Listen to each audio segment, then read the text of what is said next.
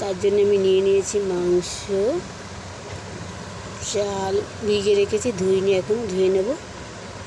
আদা রসুন বাটা, গোলাপ জল, ভিনিগার সব কিছু নিয়ে নিয়েছি, ঘি সব কিছু নিয়ে বসে গেছি, সরঞ্জাম নিয়ে, দই সব কিছু নিয়ে বসে গেছি। চিকেন কষা করব আর বিরিয়ানি বানাবো দুপুরে খাওয়া দাওয়া।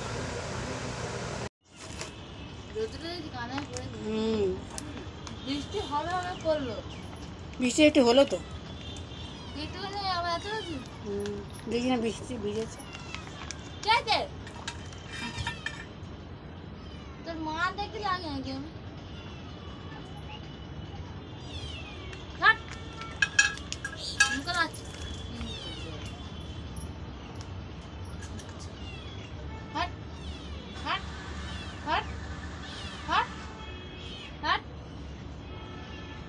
আমি সামনে দেখছি, আমি পাখি আনতে গেছি।